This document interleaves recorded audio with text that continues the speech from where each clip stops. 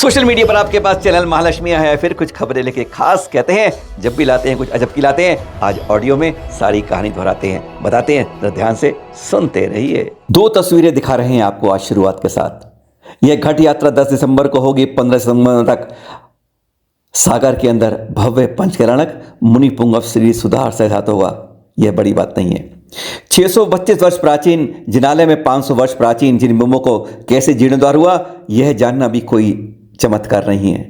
पर अजब गजब की बात होती है जब इसके इतिहास के बारे में मालूम चलता है कि एक प्रतिमा छूट जाए तो 5 प्रतिमाएं नहीं हिलती। अब मना कर देती है कि नहीं, हम 6 हो एक साथ जाएंगे, जहां ले जाना है बांटना मत, बांटोगे तो फिर थम जाएंगी। हम 6 एक साथ रहेंगे। क्या प्रतिमा भी ऐसा कर सकती है? जिसके पैर थम गए हैं वह भी चल सकती है? विश्वास नहीं होता। पर राहतगढ़ के जंगल में जो प्राचीन किले में निर्मित जिनालय में श्री शांतिनाथ, कुंतुनाथ व अरैना स्वामी की 2-2 प्रतिमाएं थी, यानी कुल 6 जिन बिंब थे। एक समय तक वहां पूजा अर्चना होती रही, लेकिन जब धीरे धीरे वहां का समाज जैसे आज हो रहा है कि हम तीर्थ बना देते हैं और वहां से फिर खिसक जाते हैं, और वह परिवार के बाद वह सूना जिनालय आवाज देता रहता है, पुकारता रहता है कि जिन्होंने स्वागत किया था आज वह क्यों आज गुमराह के खाली हो गया है। पर हाँ, ऐसा ही यहाँ हुआ। धीरे धीरे उस क्षेत्र में समाज कम हो गया, बाहुल्य कम होता गया। तब सागर में से जो है 6 में से 5 प्रतिमाएं जो सुरक्षित स्थिति में थी, उनको लाने का सागर समाज ने मन बना लिया कि चलो इन 5 को ले चलते हैं। लेकिन जैसे ही जब 5 प्रतिमाएं लेने का प्रयास किया गया तो वह हिली नहीं, करे टस से मस नहीं हुई। समस्त लोग उनसे क्षमा याचना करने लगे, गलती समझने लगे कि हाँ 5 नहीं सभी 6 ले पाओगे। और वास्तव में ध्यान रखिए, जब 6ठी गाड़ी में संभाली तो 6 की 6 के साथ गाड़ी चल दी। पर बात यही नहीं बढ़ी, आगे और बिगड़ गई। सागर समाज ने 6 प्रतिमाओं में से 3 जिन बिंबों को कटरा मंदिर में और शेष जो 3 को वो चौधरन बाई के मंदिर में स्थापित करने का मन बना लिया था।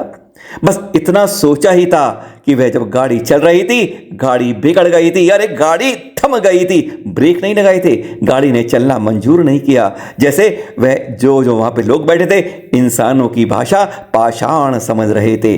अब गाड़ी नहीं बढ़ रही थी, क्या करा जाए। समस्त जिन बिंबों को फिर फैसला किया गया कि 1905 में चौधरन बाई के मंदिर में विराजित किया गया, जिसका अब वर्तमान में मुनि पुंगव सागर जी द्वारा मंगल प्रेरणा से वज्र लेप हुआ। जी हाँ, इसी का पंचकल्याण होगा। दिगंबर जैन चौधराइन बाई मंदिर के 6 प्रतिमाओं का एक साथ एक स्थल पर होगा। जानते हैं भाग्योदय मारतीर्थ पर होगा, सागर के अंदर होगा। वह भी जानते हैं कि अगर एक प्रतिमा भी कम रह गई तो बात बिगड़ जाएगी, पंचकल्याणक रुक जाएगा। इसलिए गुरुवर के आशीर्वाद से वज्रलेप के बाद यह 6 का एक साथ पंचकल्याणक होगा। है ना चमत्कार कि प्रतिमाएं भी जानती हैं कि हम संग संग साथ चलेंगे। संदेश देते हैं समाज को कि एक रहोगे, एकता रहोगे तो बहुत कुछ कर पाओगे। अगर 5 के साथ 1 को बांट देते हो, मत बढ़ना आगे, 6ठे को साथ लेकर चलना। भाई भाई है, लड़ना मत, बिगड़ना मत, साथ लेगोगे तो जीत जाओगे। पहले भी आपको बताया था चैनल महालक्ष्मी ने, पर आज वह दृश्य के साथ दिखा रहे हैं जब आचार्य श्री गुरुवर सभी के हृदय में रहने वाले, जिन्होंने विहार करते करते एक शिला के ऊपर विश्राम किया था, समय किया था। जी हाँ, वह पत्थर था दमोह के पास, सदुआ के सेमरा गांव के बाहर जो आप ये देख रहे हैं। अब देख लीजिए, अब वह पत्थर आज पूजनीय हो गया है। जैन समुदाय के द्वारा उस पर कई बार बोली लगाई, यानी 50 रुपये, 100 रुपये, 5,000, लाखों में पत्थर मांग लिया, लेकिन इस परिवार ने नहीं बेचा। आज इस परिवार ने इस फोटो को लगाकर, जो उसने 300 रुपये में ली थी, सुबह शाम दीपक जलाकर, अगरबत्ती लगाकर पूजा आरती करते हैं। और परिवारों के सदस्यों की बात किया, उन्होंने कहा है कि जिस दिन से हमें पत्थर मिला है तब से हमारे घर की सारी आर्थिक समस्याएं खत्म हो गई हैं और शांति और खुशहाली जैसे घर में आकर बस गई है। यह था हमारे गुरुवर का चमत्कार कि जिस शिला पर किया सामायिक, वह आज दिखा रही है बरबस लक्ष्मी बरसती बारंबार। और कल शाम 88 पंचकल्याणक महोत्सव करवाने वाले 47 वर्षों की साधना में लगभग 2 लाख किलोमीटर की संभवतः पद यात्रा की, और जिन्होंने जैन धर्म के प्रति समर्पण और तपस्या का जो एक पहचान बना दी, और उन्हीं की कल 1 दिसंबर को सायं 5 बजे सुसनेर में समाधि हो गई।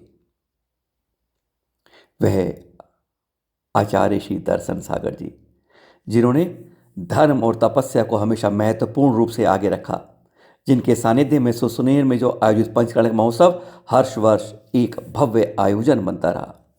अहिंसा परमो धर्म का संदेश देते हुए जैन धर्म के प्रति निष्ठा और भक्ति का प्रचार किया। उनके सानिध्य में सुसनेर में 189वां पंचकर्णक महोत्सव 23 जनवरी से 30 जनवरी तक आयोजित अब किया जाना था। इतनी लंबी यात्राओं के बाद भी उन्होंने समाज को केवल धर्म का अनुसरण करने की शिक्षा दी, और यही कारण है कि सुसनेर का जैन समाज हर वर्ष होने वाले कार्यों के प्रति आचार्य ऋषि को ही अपने सानिध्य में बुलाता रहा है।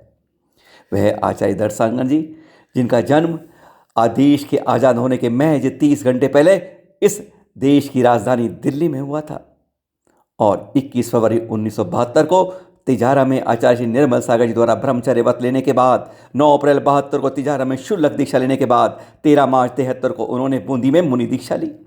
13 अप्रैल 73 को उन्हें गर्दन पद से संघोल राजस्थान में मिला। आचार्य श्री निर्मल सागर जी ने उन्हें दीक्षा देकर 11 फरवरी 1984 को आगरा के अंदर आचार्य पद की पदवी प्राप्त करी, यह सुमति सागर जी द्वारा प्रदान की गई। ऐसे आचार्य श्री जिन्हें बहुत सी उपाधियाँ मिली और पर पिछले कुछ समय से काफ़ी बीमार चल रहे थे। आखिर इलाज कीजिए उन्हें लाया गया और गृहस्थ बने रूप में रहे, लेकिन जब देखा कि अब आयु कर्म साथ नहीं दे रहा है, इंद्रियों ने साथ छोड़ दिया है, तब उन्हें कुछ दिन पहले उन्हें फिर वापस से दीक्षा दी गई समाज के सामने अध्यक्षों के द्वारा, और अब 1 दिसंबर को उनकी इस स्वरूप में समाधि हो गई। पवित्र सिद्धों की भूमि शाश्वत सिद्ध क्षेत्र सम्मेश शिखर जी में कल 1 दिसंबर को जिन धर्म प्रभाविका गढ़नी प्रज्ञा श्रमणी आरिका रत्न श्री शुभमती माता जी और विदुषी गणनी आरिका रत्न श्री स्वस्तिमती माता संघ के सानिध्य में आरिका श्री सर्वमती माता जी की शाम 5:32 पर संलेखना पूर्वक समाधि हो गई। आज सुबह उनकी डोल यात्रा निकाली गई। चैनल महालक्ष्मी दोनों के प्रति हार्दिक विनयाञ्जलि अर्पित करता है। आज जब एक संघ के 2 साधु भी एक साथ मिलना नहीं चाहते, हाँ ये कड़वा सच है, पर जब धर्म प्रभावना और संघ की प्रभावना करनी हो तो इस तरह के जब चित्र मिलते हैं तो इन्हें बेमिसाल कहते हैं। आज देख रहे हैं आप, जब एक गुरु के शिष्य होते हुए भी आपस में गुरु साधु नहीं मिलते हैं, मनमुटाव जग जाहिर है। पर यहाँ पर एक जैसे अतिशयकारी बात है। यहाँ जो देख रहे हैं दृश्य आप, वह गजब की बात है। मुंगावली नगर में सृष्टि भूषण माता जी, जो वास्तव में अखंडता का सबसे बड़ा उदाहरण है, साथ में जो आर्यका सृष्टि भूषण माता जी हैं, उनके दीक्षा गुरु हैं आचार्य श्री सन्मति सागर जी। आर्यका विश्वस माता जी, इनके दीक्षा गुरु हैं आचार्य श्री वर्धमान सागर जी, और साथ में हैं शुलिका आप्तमती माता जी, जिनके दीक्षा गुरु हैं आचार्य ज्ञान सागर जी। सबके अलग अलग गुरु हैं, फिर भी तीनों का वात्सल्य संपूर्ण रूप में पूरे जैन समाज के लिए अनुकरणीय है।